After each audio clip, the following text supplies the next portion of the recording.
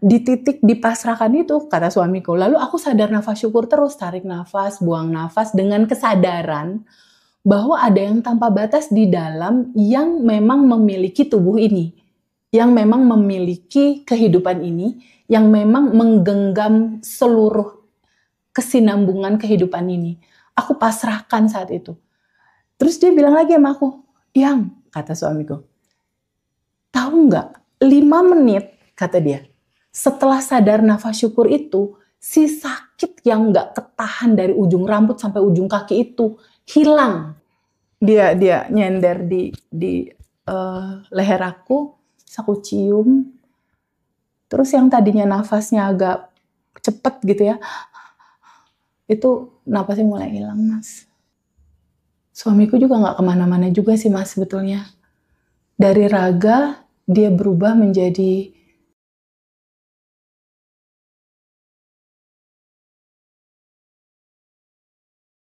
Sore hari ini kita bisa berjumpa dengan Teh Feby lagi ya teman-teman di Ngaji Roso 2.0 yang lebih dalam, lebih jernih dan lebih jujur gitu kira-kira. Tentu sahabat semuanya pasti kangen gitu ya. Kita lama tidak berjumpa dengan Teh Feby yang kemarin.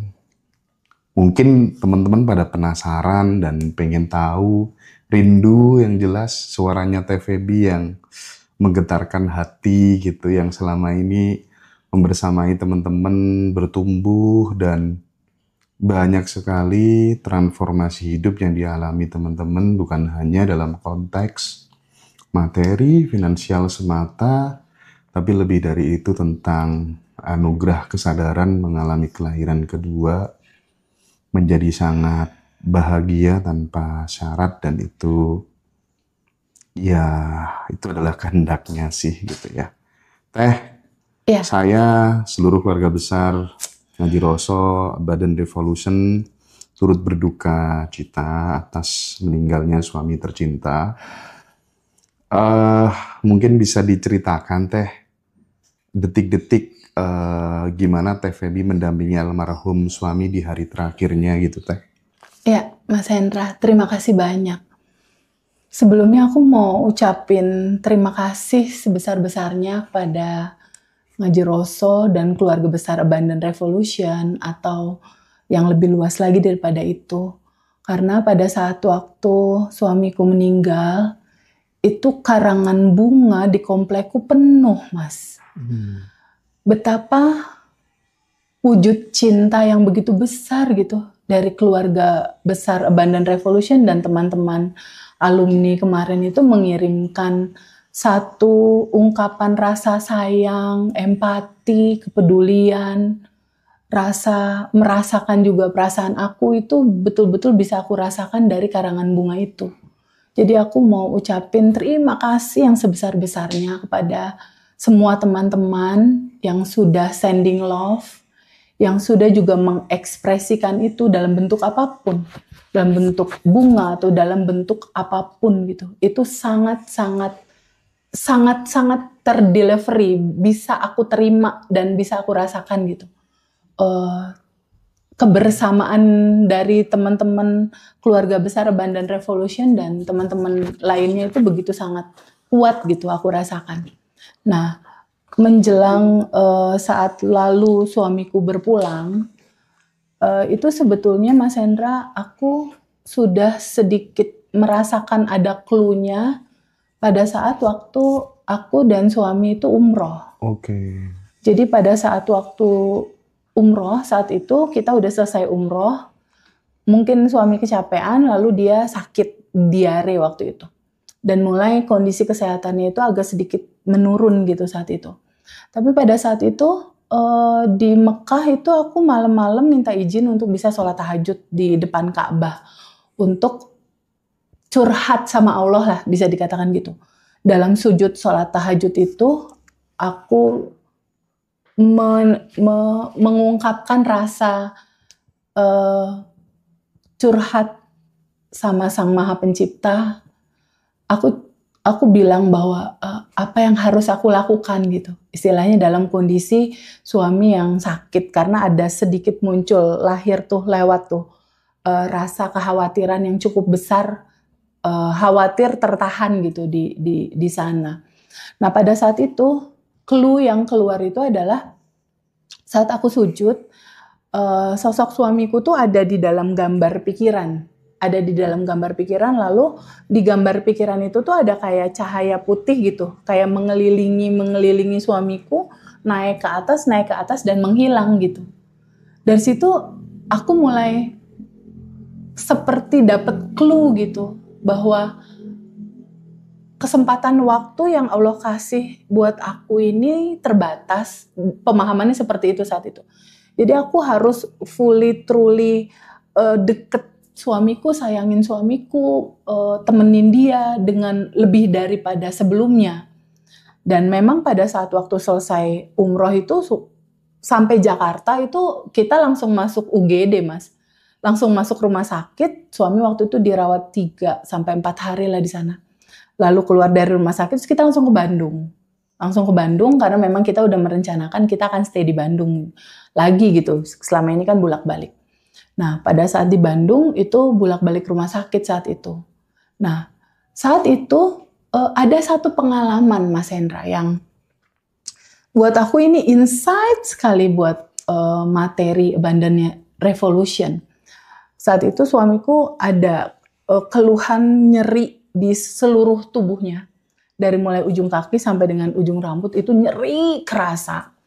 Lalu dia tanya ke aku, yang aku harus rilis ya katanya gitu untuk sakit ini. Iya, sadar nafas syukur dulu kata aku. Lalu dia sadar nafas syukur, rilis, aku tidur. Lalu malam harinya tuh beliau itu gelisah gitu.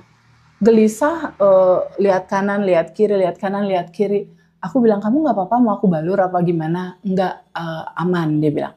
Sampai pas pagi harinya dia bangun tidur, terus langsung dia bilang duduk langsung, ya Allah terima kasih aku masih bernafas gitu. Dia ucapin itu, terus aku bangun. Kenapa? Ada apa yang kata aku gitu. Suamiku bilang gini, tadi malam kok kayak hari terakhirnya aku ya. Oh ada apa kata aku. Tubuh tuh dikasih sensasi sakit pada malam itu. Dan di saat itu tuh kayak sakitnya tuh nggak bisa dihandle gitu. Lalu kata aku, terus dia bilang, terus aku inget materi yang diajarin, Abundant Revolution, aku sadar nafas syukur. Jadi pada saat itu aku tarik nafas masuk, kata suamiku, menyadari bahwa ada yang tanpa batas di dalam, lalu menyadari ada yang tanpa batas di luar. Lalu aku pasrahkan, dia bilang gitu, aku pasrahkan sakit ini, kendala kesehatan ini, aku bilang, ya Allah, aku pasrah berserah terhadap sakit ini, terhadap sensasi yang aku rasakan gak nyaman ini. Bagaimana engkau menghendaki aku pasrahkan semua. Nah, di titik dipasrahkan itu, kata suamiku, lalu aku sadar nafas syukur terus, tarik nafas, buang nafas, dengan kesadaran bahwa ada yang tanpa batas di dalam yang memang memiliki tubuh ini, yang memang memiliki kehidupan ini, yang memang menggenggam seluruh kesinambungan kehidupan ini. Aku pasrahkan saat itu. Terus dia bilang lagi sama aku, yang, kata suamiku, tahu nggak, 5 menit, kata dia, setelah sadar nafas syukur itu, si sakit yang nggak ketahan dari ujung rambut sampai ujung kaki itu hilang. Itu betul-betul hilang katanya, hilang seketika dia hilang. Akhirnya aku merenung, oh jadi, ini suamiku yang cerita ya, jadi ketika kita aware atau sadar tentang keberadaan sejatinya siapa kita, dan kita sadari itu di dalam nafas, dia akan terurai dengan sendirinya. Termasuk sakitnya, termasuk sensasinya, termasuk keresahan, kebingungannya. Tapi clue paling utamanya itu di titik kita ikhlas menerima sakit itu. Jadi di titik ikhlas menerima sakit itu, setelah itu kita lepaskan, kita berikan kuasanya ke Allah, ke Tuhan atau apapun nama itu disebut, lalu sadar nafas syukur dengan kesadaran bahwa segalanya ada yang mengatur. Di titik itu tuh suamiku dikasih sembuh, Mas Hendra. Dia dikasih sembuh, jadi pas selesai sadar nafas syukur itu periode kurang lebih 1 minggu deh kayaknya. Lalu dia sembuh, lalu dia olahraga sama aku bareng keliling komplek. Bahkan kebetulan aku lagi sedikit renovasi rumah, dia nganterin aku beli barang-barang untuk beberapa interior. Terus dia sempat nyetirin aku juga. Jadi dari yang pulang dari UGD itu dia sempat fresh gitu, sempat fresh sehat. Dan kita selalu berdiskusi masalah materi. Karena jujur, support terbesar atau orang yang pertama kali memberikan ide untuk membagikan materi ini ke banyak teman-teman adalah dia. Jadi saat itu aku udah berulang kali quantum jam, Mas Hendra. Quantum jam mobil, quantum jam uang, dan lain-lain. Suamiku lihat itu. Suamiku bilang, aku ngelihat kamu tuh kayak menyaksikan keajaiban Allah di depan mata, kata dia. Sangat menyaksikan keajaiban apa, kataku. Kamu di rumah, uang datang sendiri, kata suamiku. Jadi kalau misalnya kebaikan ini hanya kamu pegang, buat apa? Suamiku bilang gitu. Jadi sepertinya ini harus kamu bagikan deh ke banyak orang. Jadi dialah orangnya yang memberikan ide ini tuh tersampaikan kepada banyak orang gitu. Nah, pada akhirnya 1 minggu sehat, berikutnya gula darahnya itu sampai 30. Dia drop lagi dan pingsan saat itu. Dan kita bawa ke UGD saat itu. Di Bandung. Pada saat dibawa ke UGD, hari berjalan, lalu kita momen reuni. Iya. Jadi pada saat momen reuni, aku masih sempat tanya suamiku, bolehkah aku pergi? Suamiku bilang, 100% boleh. Kamu harus pergi. Teman-teman sudah nunggu. Biar aku di sini sama anak-anak. Kebetulan ada anakku yang ngejaga. Dijaga sama anak-anak, ya udah aku tenang. Aku berangkatlah pergi membawa semua anak-anakku yang kecil-kecil itu kan. Aku bawa, akhirnya berlangsunglah reuni. Di momen reuni malamnya sebelum hari H batch 16 kita kelas, Muhammad Al-Fatih masuk UGD. Iya, Anak kecil aku itu, dia muntah, dia diare, dia masuk UGD, Mas Hendra. Dan di situ momen dimana aku mengalami aliran rasa, kekhawatiran lah muncul tentang 2 sosok laki-laki yang aku cintai. Satu di rumah sakit di Bandung, satu lagi di UGD di Yogyakarta. Dan itu luar biasa sekali. Berada di dalam satu tubuh di mana aku harus jagain suami, aku harus jagain anak, atau aku harus memberikan kelas. Itu sesuatu yang pada akhirnya aku duduk, lalu aku rilis diriku sendiri. Saat itu aku cuma sadari, aku merasakan apa? Aku merasakan khawatir yang teramat sangat takut. Jadi teman-teman, walaupun aku menyampaikan materi, si rasa itu tidak terlepas juga dalam kehidupan aku, itu hadir gitu. Disitulah momen dimana materi ini teruji oleh yang menyampaikan materi itu. Jadi pada saat momentum itu terjadi, aku cuma duduk, Mas Hendra. Lalu aku cek, aku sadari apa yang aku rasakan saat ini. Aku resah, aku khawatir, aku ada ketakutan. Terutama Al-Fatih, karena dia udah lemes gitu. Ada ketakutan. Aku harus ngajar, tapi aku nggak bisa temenin anakku saat itu. Dan nggak mungkin dibatalin. Kelas kita nggak mungkin dibatalin saat itu. Nah, pada saat momen seperti itu, aku duduk untuk menyadari rasa dan mengizinkan rasa itu aku alami. Aku terima, aku sambut, lalu aku nangis. Sebelum mulai kelas di jam 6:30 tuh, aku duduk dulu untuk menyadari rasa itu mau mengalir, menyadari rasa itu aku izinkan untuk mengalir di dalam rasa, aku sambut dan aku terima. Duduk diam 5-10 menit, nangis, Mas Hendra, nangis. Aliran air mata nangis, tapi mundur 1 langkah. Jadi kuncinya aku tuh ada 3 kata yang seru sih kalau lagi posisi seperti itu. Aku mundur dulu 1 langkah, lalu aku bilang, aku bukan tubuh, aku bukan emosi, Aku bukan pikiran. Aku adalah percikan ruhnya yang tanpa batas dan berkelimpahan. Aku adalah bagian dari aliran energi tanpa batas. Di titik itu aku sadari, aku diem, lalu aku bertanya ke dalam. Ya Allah yang maha baik, apa yang harus aku lakukan? Aku terbuka untuk menerima semua intuisi dan aliranmu aja yang lewat tubuh ini. Di titik itu, seketika rasa itu tipis gitu Mas Hendra. Rasa kekhawatirannya menipis. Ketakutannya menipis. Lalu aku izinkan alirkan, lalu aku izinkan pasrahkan, terurai ke yang tanpa batas. Udah, kelas deh setelah itu. Nah setelah kelas selesai, di batch 16 berlangsung, di batch 17, di acara alumni itu berlangsung, besoknya pulang kan. Pas pulang anakku muntah lagi. Anakku muntah lagi menjelang ke Bandung nih Mas Hendra nih. Menjelang jalan ke Bandung, kita jalan ke Bandung, anakku muntah lagi, aku lihat, waduh ini udah lemes nih Al-Fatih, udah nggak bisa ngangkat lehernya gitu. Terus aku nyari dokter, tutup semua karena waktu itu hari Minggu. Lalu aku langsung masuk UGD. Di UGD dokternya bilang, maaf ibu anak ini nggak bisa pulang. Karena kalau pulang terlalu riskan sama nyawanya, karena dia dehidrasi. Udah akhirnya masuk UGD, masuk rawat inap. Terdamparlah aku di Jogja 3 hari.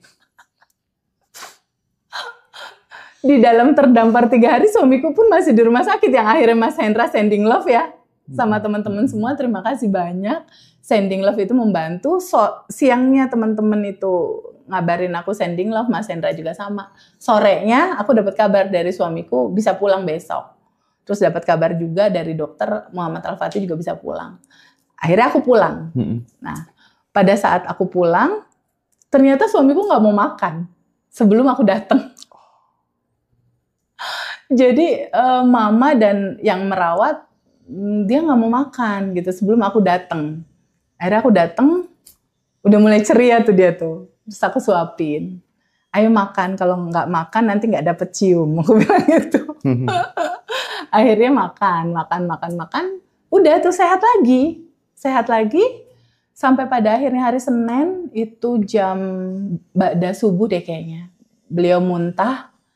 Terus aku langsung manggil Aswan yang biasa suka bawa mobil. Aku bilang, Aswan anterin aku ke UGD. Sambil nunggu Aswan datang, suamiku nanya, ini jam berapa?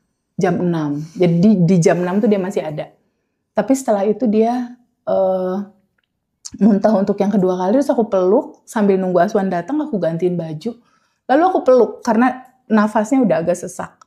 Aku peluk, dia nyender di leher aku, terus aku cium. Terus yang tadinya nafasnya agak cepet gitu ya, itu nafasnya mulai hilang Mas. Jadi di situ aku peluk begitu eratnya gitu, dan aku menyadari sepertinya udah nggak ada nafas nih gitu. Terus aku cek nadinya nggak gerak, nggak ada denyut. Terus aku cek nafasnya, terus aku lihat kakinya udah dingin. Di situ aku peluk, tapi di titik itu aku kayak dikasih kesadaran gitu loh Mas, bahwa suamiku juga nggak kemana-mana juga sih Mas sebetulnya. Dari raga dia berubah menjadi cahaya dalam energi tanpa batas gitu. Jadi kesadaran itu yang aku sangat bersyukur, aku kuat, bukan kuat ya, maksudnya menyadari bahwa sebenarnya cerita meninggalnya seseorang itu hanya satu fase di mana kebebasan itu terjadi. Kata mati atau meninggal itu adalah sebuah pintu di mana kebebasan itu diawali gitu. Suamiku saat ini sudah bebas dari penderitaan, sudah bebas dari emosi, keinginan ego, dan dia kembali ke sejatinya dia. Percikan ruhnya kembali ke sumbernya. Bagaikan ombak Mas yang kembali ke samudra tanpa batas, ke lautan. Bagaikan awan yang akhirnya bersatu kembali ke langit. Bagaikan cahaya, percikan cahaya yang kembali ke sumber cahayanya gitu. Jadi di titik suamiku meninggal sampai hari ke-1, ke-2, ke-3, sedih, kehilangan jelas ada. Nangis iya. Tapi tidak untuk larut dan melekat gitu. Nangis, sedih iya. Tapi untuk aku sadari bahwa suamiku nggak kemana-mana. Dia ada gitu. Dan aku sangat bisa rasakan itu. Jadi pada saat aku sadar nafas syukur, kan menyadari ada yang tanpa batas di dalam dan ada yang tanpa batas di luar. Jadi aku selalu merasa bahwa dia selalu ada gitu. Dan yang paling nyata, aku bisa merasakan kehadiran suamiku di dalam senyumnya anak-anak aku. Jadi pada saat aku melihat Rara senyum, Adam senyum, Muhammad Al-Fatih senyum, seakan suamiku tuh sedang berkata, aku ada di dalam mereka. Itu yang menguatkan aku sih, Mas. Jadi kalau misalnya teman-teman yang datang melihat kok TVB kuat, kok TVB tegar, kesadaran tentang pengetahuan inilah yang membuat aku nggak terlalu melekat gitu tentang segala sesuatu apapun itu. Tapi aku sayang, sangat sayang sama suamiku, sangat. Dan aku merasakan, Mas Hendra, kayaknya cinta aku bertambah besar dibandingkan sebelumnya. Karena cinta ini menembus lorong ruang waktu. Jadi justru jatuh cinta aku pada suamiku, aku rasakan itu semakin lebar, semakin besar, semakin kuat, semakin tanpa batas. Itu yang mungkin bisa aku ceritain, Mas, untuk momen kali ini. Aduh, terbawa kita semuanya ya. Tapi totoh apa tuh namanya, Teteh memang bisa jadi panutan gitu. Pas pada saat ngisi kelas itu tidak tampak sama sekali gitu kalau sedang menyimpan rasa kekhawatiran terhadap suami yang di rumah sakit. Al juga masuk rumah sakit. Itu sama sekali tidak kelihatan, bahkan justru bisa membersamai teman-teman semuanya dan have fun di kelas itu gitu. Nah, dari beberapa cerita teman-teman memang yang sudah berkunjung ke rumah, itu kayak semuanya pada heran gitu. Teteh baik-baik saja, gembira, bahkan ada yang tujuannya datang untuk menghibur, justru di sana malah dia dihibur. Malah yang nangis-nangis mereka gitu. Dan sekali lagi mewakili teman-teman ya dari Ngaji Roso, kita ucapkan terima kasih banyak atas cinta kasihnya teman-teman, perhatiannya teman-teman. Dari luar negeri juga banyak banget yang kirim sampai bunga. Detik ini masih kirim bunga, karangan bunga, luar biasa sekali. Keluarga besar Badan Revolution, mudah-mudahan kita utuh, kompak selalu. Dan momen meninggalnya suami tercinta ini menjadi pelajaran bagi kita semuanya, bahwa memang akar dari penderitaan itu adalah kemelekatan. Yes, betul. Oke. Betul. Teh, kita ingin coba kalau beberapa waktu aku ketemu sama suami gitu ya. Kalian itu kan kayak bucin banget gitu ya. Ya nggak sih kira-kira? Iya banget. Tapi meskipun bucin, tapi dirimu tetap bisa berdiri tegar dan tidak hanya terlihat kuat dan tangguh, tapi justru malah tetap bisa menguatkan yang lainnya gitu. Ini agak jadi bahan diskusi sih di banyak teman-teman gitu, kok bisa ya Teteh seperti itu gitu. Iya, karena diskusi malam kita kalau di rumah ya menjelang tidur, itu memang materi, Mas. Suamiku tuh selalu mereview setiap aku ada kelas. Reviewnya adalah dia bilang gini, masalah teman-teman apa? Coba kamu gali. Kenapa sih misal ada kasus situasi teman-teman satu hal gitu. Coba ambil satu pertanyaan mendasar kata suamiku. Kenapa sih hidup aku seperti ini gitu. Ketika hidup aku seperti ini, artinya apa yang mereka tidak dapatkan? Tentunya kan yang tidak mereka dapatkan adalah cerita tentang bab 1, siapa diri dia. Makanya dia melihat dirinya adalah identitas lama yang menderita dan kekurangan. Kan substansinya itu, Mas. Iya. Hampir semua alumni deh, latar belakangnya pasti ada identitas lama. Penderitaan dan rasa nggak bahagia. Tidak bahagia, menderita, atau menderita dan kekurangan. Mentality kurang, itu kan identitas lama dan itu diri palsunya mereka, itu bukan mereka. Di bab 1, itu kita bicara tentang kamu siapa. Semua orang yang merasa menderita, Mas, itu mereka tidak kenal dirinya. Saat mereka tidak kenal dirinya, mereka tidak kenal Tuhannya. Dan itu substansi, Mas Hendra. Karena sebuah perenungannya adalah kita semua sudah terlalu jauh meninggalkan yang sejatinya kita, naturalnya kita, yang sudah tanpa batas dan berkelimpahan. Sudah terlalu jauh. Mengukur seberapa jauhnya, lihat aja tingkat stres seseorang. Itu ukuran seberapa jauh dia dengan sejatinya dia. Nah, diskusi malam itu yang selalu membersamai aku sama dia. Di setiap sela-sela kalau kita nongkrong di Starbucks atau nongkrong di kafe, pasti selalu ada selipan itu. Dan di saat ini, aku menyadari gitu, seminggu terakhir itu dia hanya ngomongin soal review materi aku. Artinya dia juga punya kecenderungan dan rasa yang sama untuk membantu teman-teman. Nah, pada akhirnya beliau meninggal,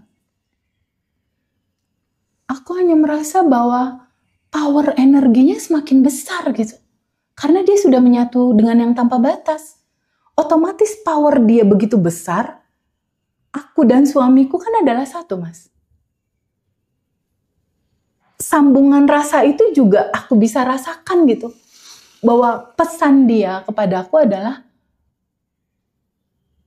ceritakan pengalaman bangkit kamu sama teman-teman. Tolong mereka butuh teman. Sehingga pesan itulah yang membuat ketika beliau udah nggak ada, otomatis itu yang aku jalankan. Untuk pada akhirnya setiap teman-teman yang datang berkunjung ke rumah, lucu Mas Hendra. Ini ada teman yang datang nih, duka cita kan ceritanya bawa bunga. Itu pikiran dan perasaan aku tuh nggak bisa untuk nggak nanya gini, goal kamu apa? Yang belum terjadi apa? Yang belum dirilis apa? Endapan emosinya? Itu otomatis. Itu otomatis keluar Mas dari mulut. Jadi kayak udah auto sistem gitu.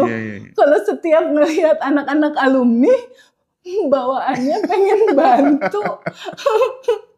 Jadi melupakan apa yang terjadi sama aku. Karena I'm fine. Aku baik-baik aja dengan kesadaran ini. Apapun yang terjadi, semua diizinkan. Apapun yang terjadi, semua atas izinnya Mas Hendra. Dan apapun yang disajikan dalam jamuan kehidupan, dalam sajian semesta, itu harus aku sambut dan terima. Dengan keikhlasan, dengan keterbukaan, dengan hikmah di balik ini semua. Iya. Agak gila itu.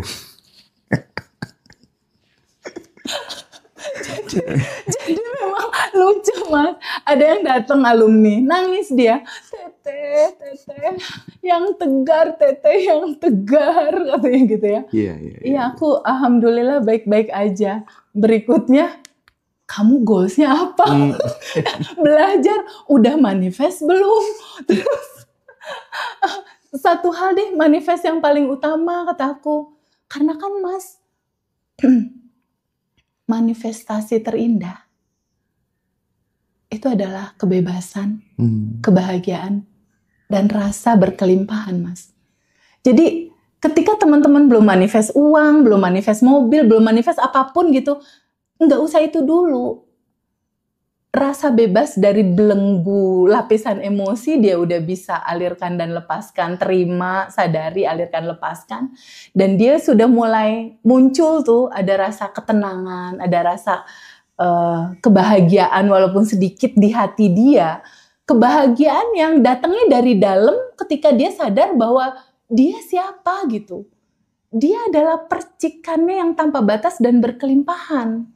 Ketika dia menyadari itu dan dia sadar dan dia aware bahwa ada kebahagiaan yang sumbernya dari sini, kebahagiaan yang memang dari sini, lalu dia syukuri Mas, itu udah manifest Mas. Ketenangan itu dia dapatkan, itu udah manifest.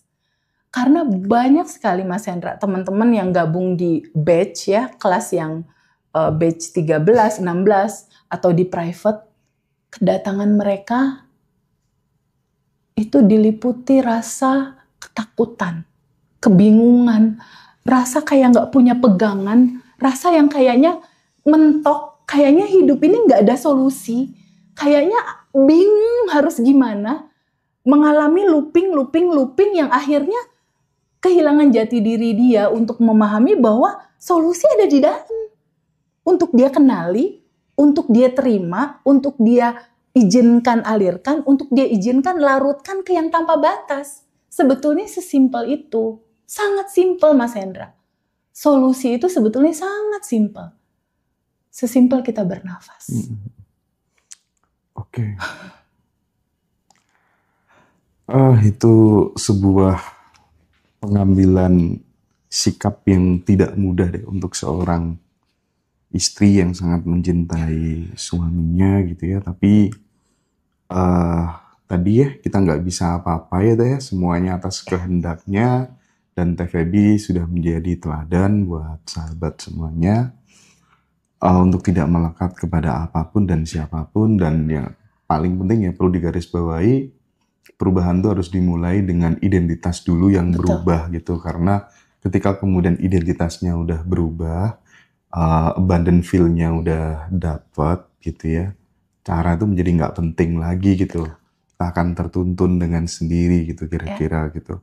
Tapi dari momen ditinggalkan orang yang dicintai itu Teh ya, pelajaran hidup terbesar gitu Teh bersama almarhum gitu, kan dirimu sudah mengalami banyak hal gitu, apa pelajaran hidup terbesar yang Teteh dapat selama membersamai almarhum sampai di detik akhirnya itu apa kira-kira Teh? Ya, ada Mas. Pelajaran terbesar yang aku petik dari beliau itu, ada satu poin penting gitu ya, yang itu betul-betul sangat berkesan gitu buat aku. Satu hal di mana suamiku ini mencontohkan bagaimana dia mencintai keluarga. Jadi suamiku ini kan dia finance manager di satu perusahaan Swiss, lalu ada lagi, jadi bosnya itu yang punya Indomie Mas. Lalu berikutnya dia finance di satu perusahaan logistik di Jakarta, dipindahin. Terakhir ini pada saat kita mau pindah ke Bandung, dia mau konsultan finance gitu. Yang paling aku teladani dari dia adalah dia nggak berani ngambil hak orang. Dia jujur sekali. Itu yang aku surprise sih, maksudnya masih ada ya zaman sekarang cowok kayak gitu. Dimana dia finance, dia megang token perusahaannya Mas, dia pegang otoritas, istilahnya kalau duit kantor dimasukin rekening dia juga bisa gitu. Tapi dia bener-bener nggak terganggu sama itu gitu. Itu yang, modal hidup menurutku yang sangat-sangat luar biasa. Terus dia tipe yang nggak terlalu suka ditraktir yang gimana gitu. Jadi kayak dia punya pride untuk cowok gitulah Iya, iya. istilahnya. Dan walaupun aku punya uang sendiri dari bisnis aku, satu hal yang aku sangat luar biasa sih sama dia nggak pernah ngeganggu uang aku. Jadi istilahnya kalau uang dia uang aku, kalau uang aku buat kamu aja sama kesenangan kamu untuk ngasih keluarga dan lain-lain gitu. Itu jarang sih ada cowok yang kayak gitu, yang mau nilai berapapun aku dapet tuh kayak nggak keganggu gitu, kayak nggak mau ngambil atau apa gitu, nggak sama sekali gitu. Iya.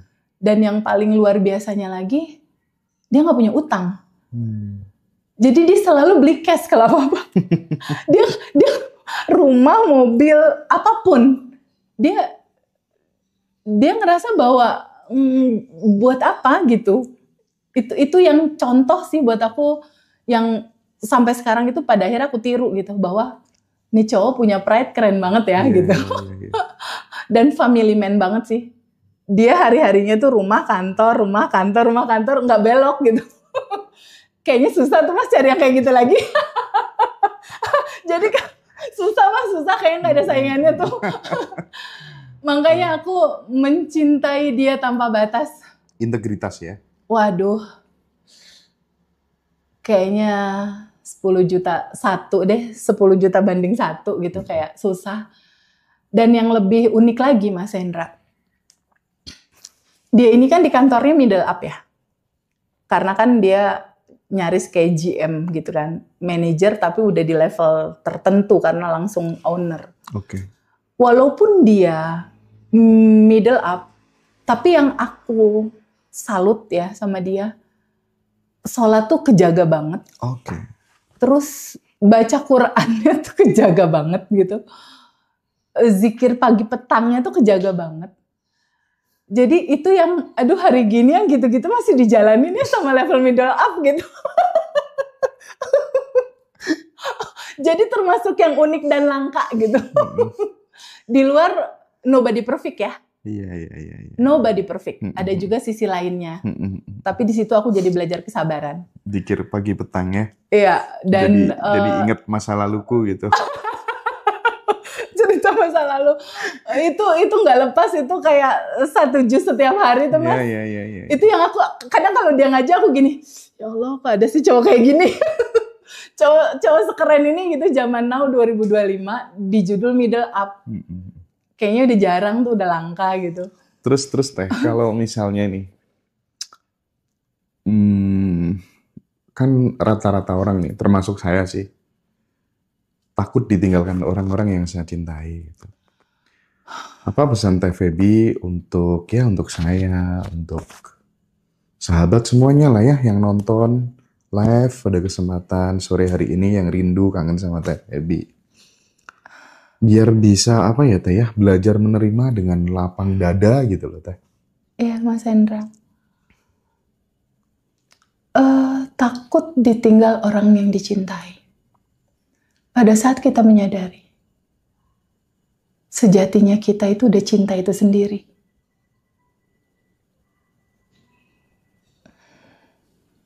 Ini penuh Mas. Saat kita mengenali bahwa cinta itu adalah aku.